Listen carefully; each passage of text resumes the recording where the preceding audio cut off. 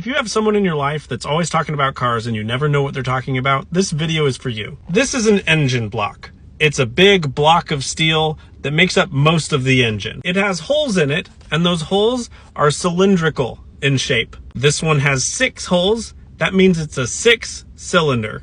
All of those cylinders are in a straight line. That means that it's an inline engine. So you'll hear this referred to as a 6-cylinder inline, or an inline 6, or a straight 6. This is also an engine block.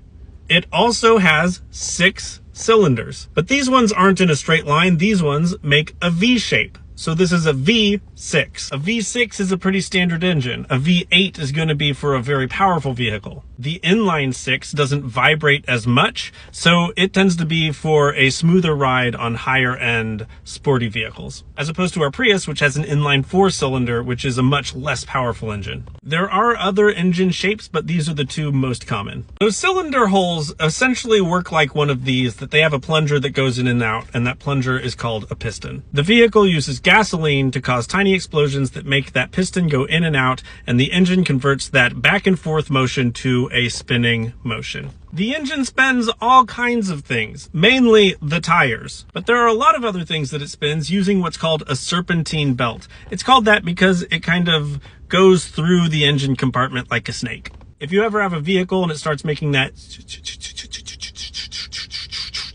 sound, that's usually the serpentine belt going out. These are cheap and not really that difficult to replace depending on the vehicle. It spins fans and pumps and anything that might need to be spinned around. One of the things that it spins is the alternator. The alternator is like an electric motor, but instead of using electricity to create a spinning motion, it's using a spinning motion to create electricity. It takes kinetic energy from the engine and turns it into an alternate form of energy, electricity. That's not why it's called an alternator, but it might help you remember. The electricity from the alternator charges your battery and helps electricity things run. Another very important part of a vehicle is the transmission. If you were going to go on a mission to Mars, you would need a rocket ship, which is exactly what a transmission looks like. This is full of gears and stuff, but it pretty much does the same thing that this does on a bicycle. It changes gears. When these break, it's very bad and very expensive. Unless you are very passionate about cars, you're not going to work on this yourself. And if you're like me and you buy old cheap vehicles, it's not worth it to fix it. Between the back 2 tires, there is an axle.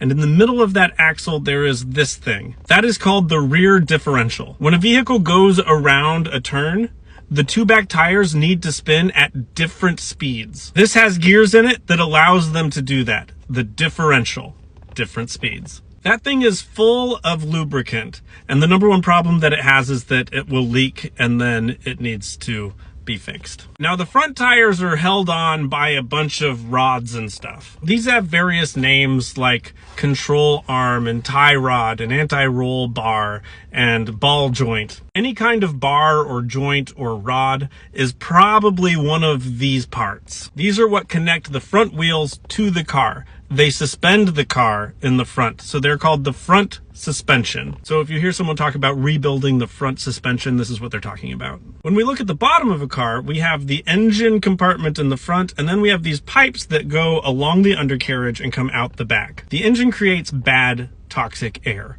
called exhaust, and that exhaust is put through these pipes. It's like the farts of the vehicle. And the first thing it's going to do is go through what's called a catalytic converter. Sometimes people will call it a CAT. Catalytic converters take pollutants out of the air. They're like filters. They make the exhaust less toxic and less terrible for the environment. They are also full of very expensive metals, so people tend to steal them. After the catalytic converter, you have the muffler here near the rear. The muffler is like a silencer. It takes all the noise from the engine and it makes it quieter. If you get a hole in this pipe anywhere before the muffler, it's going to make the car really loud. Sometimes people will do this on purpose. They'll take the muffler out and just have a pipe that comes out the back. But when you do hear someone with a really loud vehicle, don't assume that they just bypassed the muffler.